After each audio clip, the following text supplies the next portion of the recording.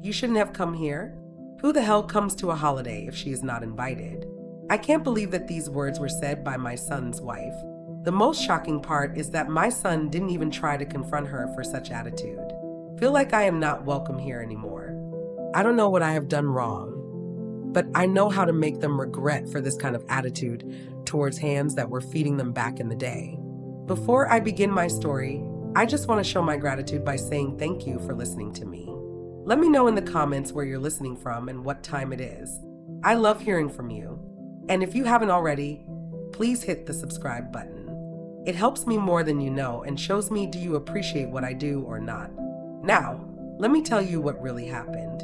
The November air in Augusta, Georgia, carried a chill that morning, the kind that crept under my cardigan despite its thick wool. But I stood firm on the porch of the house I'd co-signed, my hands full with a patchwork quilt for my grandson Noah and a wicker basket of cornbread muffins still warm from my oven.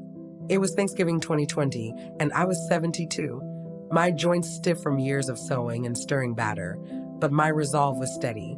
I'd driven across town, my old Buick humming over familiar streets, to deliver these gifts, clinging to the hope that Noah's smile would make the effort worthwhile. The cardigan, a soft gray with cable knit patterns, was one Noah had hugged me in last year, saying it made me look like a cozy blanket. I wore it for him, thinking it might spark a memory, a moment of connection in a house that felt less like family every day. The porch was cluttered. A plastic turkey leaned against a planter, its colors faded, and a store-bought wreath hung crooked on the door, its ribbons frayed. I parked across the street, my gut twisting with a premonition I tried to ignore, telling myself I was just a grandmother showing up for her 6-year-old grandson, uninvited or not. I shifted the basket, its handle digging into my palm, and rang the bell, the chime echoing inside. The murmur of a football game drifted through the walls, mixed with the clatter of dishes and the faint hum of a holiday ad. I waited, my breath visible in the cool air, the quilt's weight pulling at my arms. Noah's gift was special, each square stitched with care, scraps of old shirts and curtains pieced together to tell a story of our family. My mother's gingham, my husband's flannel, even a bit of Noah's baby blanket. The muffins, baked at dawn with my mother's recipe, were golden, their tops flecked with cornmeal, a taste of home I hoped would soften the day. I hadn't been invited, hadn't been asked to join their table, but I came anyway, driven by a stubborn love that refused to fade, even as Rachel, my son James's wife, grew colder each year. The door swung open and Rachel stood there, her sweatshirt oversized, her dark hair pulled into a messy bun, her face blank as a closed book. No smile, no flicker of holiday warmth, just a stare that felt rehearsed, like she'd been waiting to deliver her line. "You're not welcome here," she said, her voice flat, cutting through the morning quiet.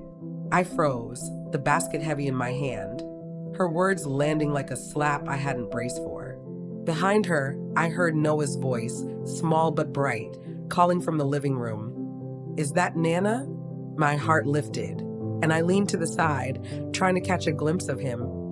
But Rachel stepped sideways, her body a barrier, blocking my view completely. The football game blared louder for a moment, a crowd cheering, then faded as someone lowered the volume. I searched her eyes for a crack, a hint of regret, but found none. I swallowed, my throat tight, and held up the basket and quilt, my arms steady despite the ache. "I just brought these for Noah," I said, my voice calm, offering them like a bridge we could still cross. Rachel didn't glance at the gifts, didn't soften.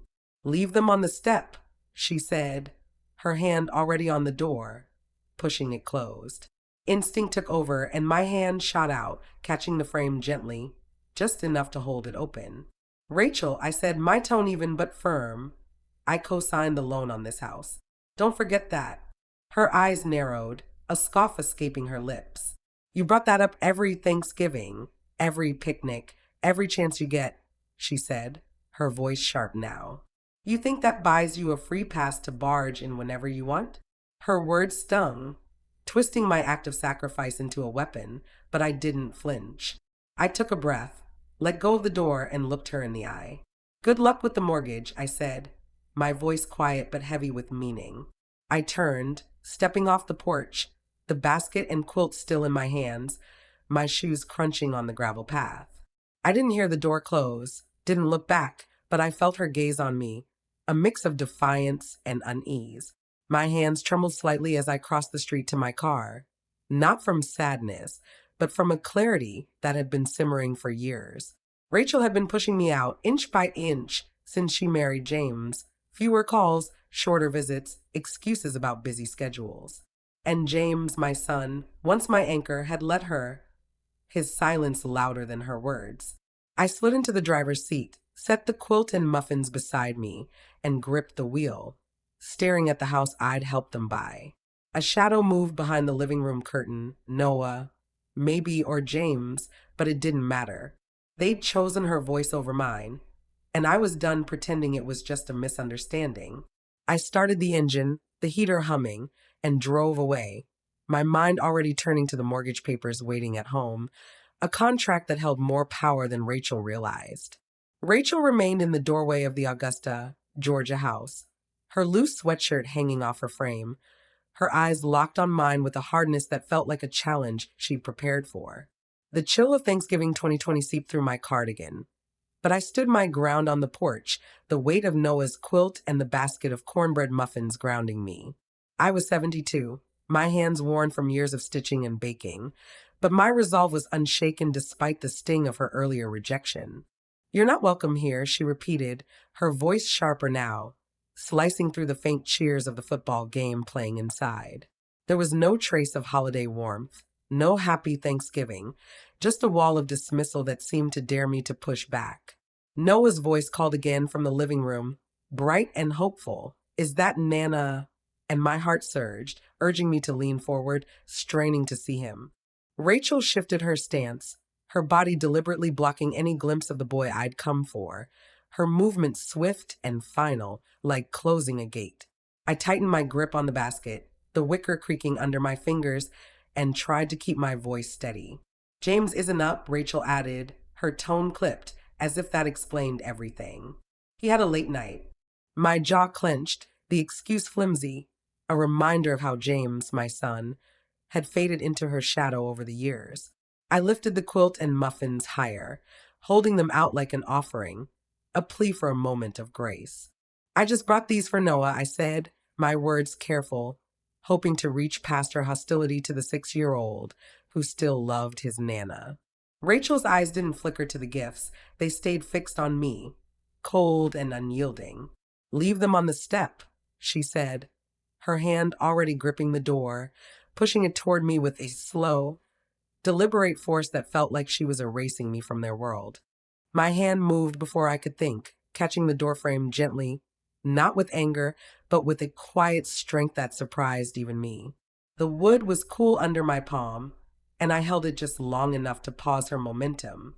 "Rachel," I said, my voice calm but weighted, "I co-signed the loan on this house. Don't forget that." The words weren't a threat, not yet, but a reminder of the stake I held, the sacrifice I'd made to help James and her keep this roof over their heads. Rachel's lips curled into a scoff, her head tilting slightly. "You've reminded us every holiday, every cookout, every single chance you get," she said, her voice dripping with resentment. "You think that buys you a permanent seat in our lives?" Her accusation twisted my act of love into something selfish, a transaction I'd leveraged for control, and it cut deeper than I expected, though I didn't let it show. I took a slow breath, the cold air steadying me, and let my hand fall from the door, my fingers brushing the quilt's soft patches. Rachel's words echoed years of slights, missed invitations, curt replies, the gradual shrinking of my place in their family, but I refused to let them unravel me.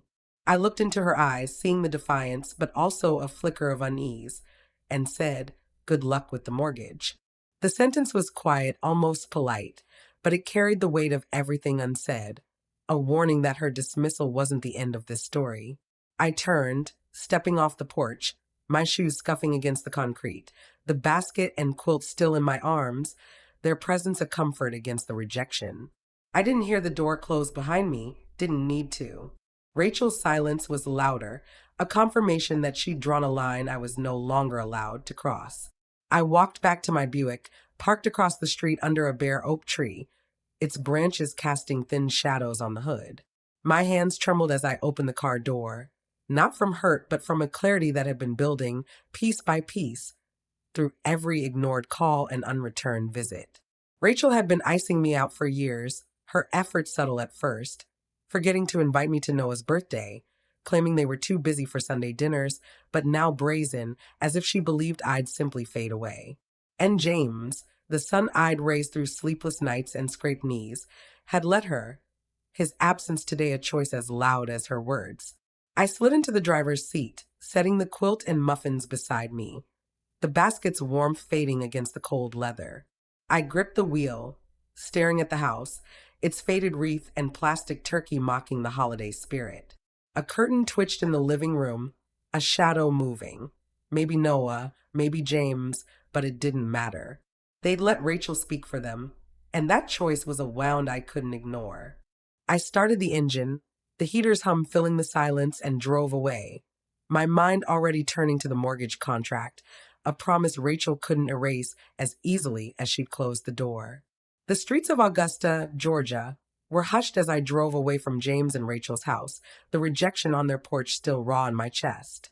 It was Thanksgiving 2020, and the city seemed to hold its breath, closed diners and flickering holiday lights passing in a blur outside my Buick's windows.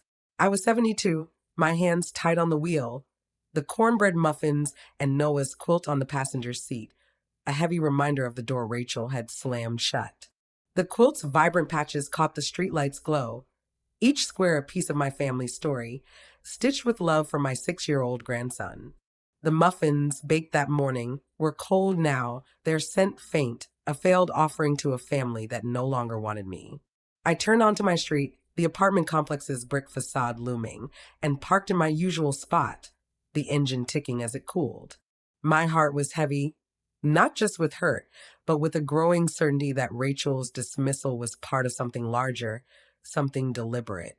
Inside my apartment, the air carried the rich aroma of collards and roasted turkey I'd prepared the day before, a meal meant for a family gathering that never came. I'd clung to the hope that James would call, his voice warm with, "Come over, Ma, we're waiting." But my phone stayed silent, its screen dark. I set the muffin basket on the kitchen counter, its wicker catching on the edge of a dish towel, and carefully unwrapped Noah's quilt, its colors, blues, reds, and creams, bright against the dim light. I smoothed it out, placing it beside my untouched plate of turkey and greens, the food cold, a testament to my misplaced optimism. Pouring a glass of sweet tea from a pitcher in the fridge, I stood in the kitchen doorway, the glass cool in my hand, the silence of the apartment pressing against me like a weight. To break it, I turned on the TV, the Thanksgiving parade filling the screen with floats and balloons, but I muted it, the colors flickering without sound, unable to lift the quiet. My eyes drifted to a bookshelf across the room, where a photo of Noah sat slightly askew, his face beaming in overalls, sweet potato pie smeared on his cheeks from last year's holiday. He'd hugged me then, his small arms tight, his laughter a melody I held on to now. I crossed the room, straightened the frame, and felt a pang for the connection Rachel had severed. I pulled out my phone, opening the preschool's app, hoping for a glimpse of Noah's day, maybe a photo of him painting or playing, but my access had been removed, my name erased from the parent list. The loss stung, sharp and personal. Still, I found Noah's contact, a saved number from his preschool tablet, and called, knowing it might not reach him. It went to voicemail, and I spoke softly, my voice steady despite the ache. "Hi, Noah, it's Nana. Happy Thanksgiving. I love you. Call me anytime, okay? I miss you." I hung up before my throat closed, set the phone down, and took a sip of tea, its sweetness sharp against the bitterness in my heart. I moved to my desk, a small oak table tucked in the corner, its surface cluttered with bills and recipe cards. The mortgage papers for James and Rachel's house were in a drawer, a folder I hadn't touched in years, its edges worn from handling. I pulled it out, the weight of the documents grounding me, and sat under the desk lamp's glow, flipping through pages of fine print and signatures. My name, Miriam Carter, was on the cosigner line, a commitment I'd made to help James and Rachel buy their home, a sacrifice for my son's future. I scanned the familiar pages, payment schedules, interest rates, until I reached an addendum I didn't recognize, dated last Thanksgiving, November 28th, 2019. My signature was there, scrawled in loops and slants that weren't mine, the ink too bold, the curves too sharp. I hadn't signed it, hadn't even been asked. My stomach knotted, a cold realization spreading through me. This wasn't a mistake. It was a deliberate act, a betrayal hidden in plain sight. I stared at the page, my fingers tracing the forged signature, my mind racing back to last Thanksgiving. I'd been at their house, bringing a pecan pie, not signing papers. Rachel had been distant, James distracted, but nothing hinted at this. The discovery was a wound, raw, and deep, confirming the suspicion Rachel's rejection had ignited. I set the addendum aside, my hand steady despite the tremor in my chest, and reached for my phone. Clara, a friend who'd worked at a credit union for 30 years, had notarized my original mortgage papers. She'd know if this was real. I texted her, my fingers deliberate. Can I come by tomorrow? Need you to look at something. Mortgage stuff. Her reply came quickly, sure thing. I set the phone down, the forged document glaring under the lamp. A fuse I hadn't known was lit. Rachel had crossed a line, and I was no longer just a grandmother turned away from a holiday. I was a woman who'd been deceived, and I wasn't about to let it stand. The morning after discovering the forged refinance addendum, I drove to Clara's bungalow in Augusta, Georgia, the folder containing the fraudulent document tucked under my arm, my nerves frayed from a night spent tossing on the couch. It was November 27th, 2020, the day after Thanksgiving, and I was 72, my body weary but my mind sharp with purpose.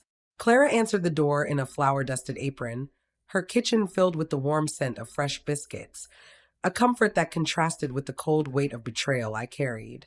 She ushered me to her oak table, cluttered with mixing bowls and a jar of peach preserves, and I spread the mortgage papers out, my hand steady despite the sleepless hours. I pointed to the refinance page, its signature glaring in unfamiliar loops. That's not mine, I said, my voice calm but firm. Clara adjusted her glasses, her brow furrowing as she studied it, then reached into a drawer for a 2019 mortgage document she'd notarized for me, laying it beside the addendum for comparison. She traced the signatures with her finger, her silence deliberate, then looked up. This is a sloppy fake, Miriam, she said, her tone matter of fact, but grave. The slant's off, no weight in the pen strokes, like someone rushed it. And it's dated last Thanksgiving, a holiday. No bank processes paperwork then. Her words landed like stones, confirming what I'd feared. Rachel had forged my name, turning my trust into a weapon. Clara leaned back, her eyes serious. This isn't just a family spat. It's fraud. You need a lawyer, and soon. I nodded, the reality settling in, and gathered the papers, the forged page burning in my hands. Thanking her, I left, the biscuit scent lingering as I stepped into the crisp morning, Clara's warning echoing. The drive home was quiet, Augusta streets empty, the holiday's aftermath leaving only a few cars and scattered leaves. My mind churned, piecing together Rachel's dismissal, James's silence, and this deliberate deception, each fragment building a case I couldn't ignore. Back in my apartment, I didn't pause to eat or rest. I sat at my kitchen table, the folder open, and began gathering evidence, my movements methodical, fueled by a resolve that had replaced the hurt of yesterday's rejection. I scoured my email, printing messages from Rachel, curt notes like, James will handle the papers this time, or, no need to worry about the bank. I dug through my phone, screenshotting texts from James, his words vague, but telling. Rachel says you don't need to come to the meeting. Each piece was a thread in a tapestry of manipulation, showing how Rachel had sidelined me, ensuring I stayed in the dark about the refinance. I found old receipts from mortgage payments I'd helped cover early on, stapling them to the emails, my hand steady, my anger a quiet force. The cornbread muffins and Noah's quilt still sat on the counter, untouched, a reminder of the family I'd tried to hold together, now fractured by Rachel's greed. By afternoon, I open my laptop, the screens glow harsh in the dim kitchen, and search for legal resources, my fingers typing cosigner rights and mortgage fraud into the browser. Articles loaded, detailing cases like mine, forged signatures, hidden refinances, families torn by financial deceit. I bookmark pages, jotting notes on a yellow legal pad. Fraud invalidates contracts, cosigner liability, legal remedies. The information was a lifeline, turning my shock into strategy. I listed my regrets on the same pad, the words flowing fast, trusting Rachel beyond a potluck dish, believing James would stand up, ignoring the signs of their drift. The list was a release, a way to name the mistakes so I could move past them. I called a legal aid office in Augusta, my voice clear as I explained my need to meet someone about a mortgage issue. The receptionist slotted me for the next afternoon, and I hung up the appointment a concrete step toward reclaiming what was mine. That evening, I stayed on the couch, too wired to sleep in my bed. The apartment was silent, the TV off, the muted parade long over. I kept my laptop open, its tabs a maze of legal terms and case studies, each one reinforcing Clara's warning. The forged signature wasn't just a personal betrayal. It was a crime, one that threatened the house I'd helped buy, the stability I'd built for James and Noah. I thought of Noah, his voice calling, "Is that Nana?" on the porch, and my chest tightened, not with sadness but with determination. Rachel had tried to erase me, to rewrite our family story, but I wasn't invisible. I closed the laptop, the folder of evidence beside me, and pulled a blanket over my legs, the quilt's absence a reminder of why I was fighting. My resolve had hardened, a blade sharpened by truth, ready to cut through the lies Rachel had spun. The meeting with Sarah at the legal aid office left me armed with options and a fire in my chest, and I drove through Augusta, Georgia, the weight of the forged mortgage document and Clara's confirmation fueling my resolve.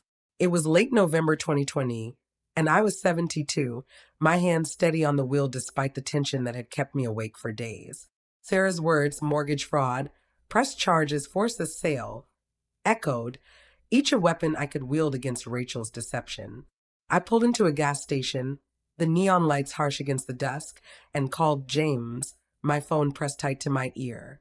He answered, his voice groggy, like I'd woken him from a nap. "We need to talk," I said, my tone sharp, no room for excuses. "Now." He hesitated, then agreed, and I told him to meet me outside their house. I hung up, started the car, and drove to their street, parking in front of the house I'd co-signed, its plastic turkey still sagging on the lawn, a mockery of the Thanksgiving that had started this fight. Minutes later, James emerged, his hair mussed, his sweatshirt wrinkled, his eyes avoiding mine as he slid into the passenger seat of my Buick. He looked smaller than I remembered, not the son I'd raised, but a man diminished by his own silence. I didn't waste time with pleasantries. "Did you know about the refinance?" I asked, my voice steady, cutting through the hum of the heater. He rubbed his face, his shoulders slumping. "Rachel said we'd lose the house if we didn't do it," he mumbled.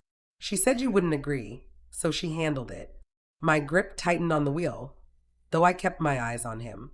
"So you let her forge my name?" I said, each word deliberate, a blade honed by betrayal.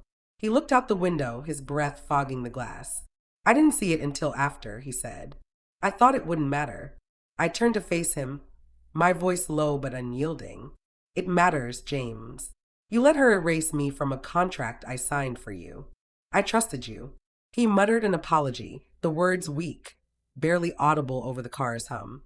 "I'm sorry, Ma," he said, his eyes still averted. "But I wasn't here for remorse, I needed action." I leaned closer, my tone firm.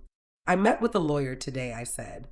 "She called it fraud, and I can press charges, freeze your accounts, or force a sale of this house.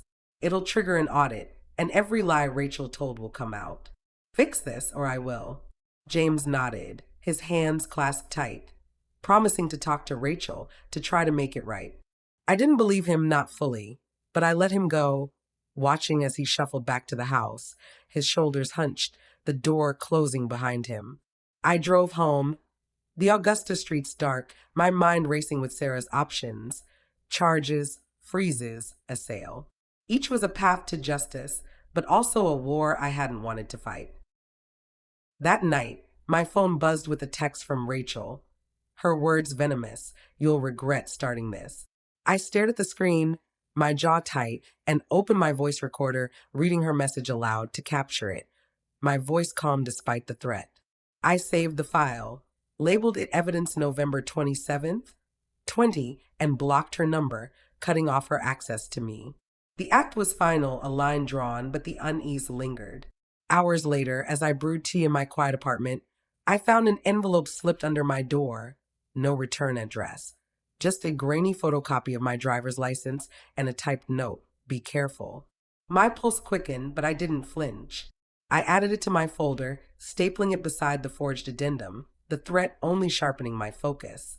Rachel thought she could intimidate me, but she'd misjudged the woman who'd raised a son alone, who'd paid bills on a seamstress's wage, who'd signed that mortgage out of love. Days passed, the silence from James and Rachel heavy.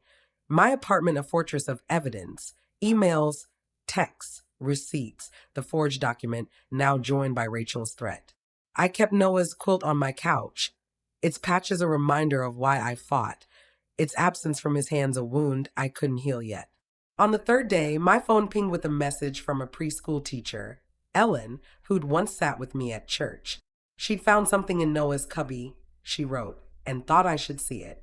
I met her at the preschool, parking under a bare magnolia tree, and she slipped out, handing me a folded paper like it was a secret. "He drew it Monday," she said, her voice low. Didn't say much, but it felt important. I thanked her, my fingers trembling as I opened it in the car.